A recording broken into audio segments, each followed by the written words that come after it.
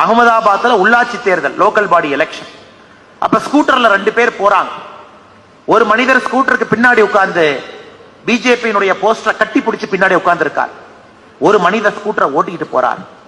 அதுல ராஜீவ் சதேசி அவங்க சொல்றாங்க, நான் அந்த 2 மனிதரையும் ஸ்கூட்டர்ல போகும்போது பார்த்தேன். ஸ்கூட்டரை ஓட்டுனவர் இன்று இந்தியாவுடைய உள்துறை அமைச்சர் அமித்ஷாஜி அவர்கள். ஸ்கூட்டருக்கு பின்னாடி பாரதிய ஜனதா கட்சியினுடைய போஸ்டரை கட்டி பிடிச்சு ஸ்கூட்டருக்கு பின்னாடி உட்கார்ந்தது அன்னைக்கு பாரதிய ஜனதா கட்சியினுடைய தொண்டராக வந்த நரேந்திர மோடி அவர்கள். அதனால்தான் நான் திரும்ப திரும்ப எல்லா இடத்துலையும் சொல்லுவாங்க, இந்த கட்சியினுடைய தலைவர்களே போஸ்டர் ஒட்டி அடிமட்டத்திலிருந்து கட்சியை வளர்த்து மேலே வந்தவர்கள். ஒரு சாமானிய மனிதனுடைய வலி என்பதை முழுமையாக உணர்ந்தவர்கள்.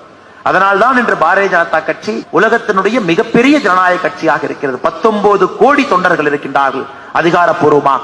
அது எல்லாம் கூட இந்த புத்தகத்தில் மிக அற்புதமாக இவர்கள் காட்டியிருக்கின்றார்கள்.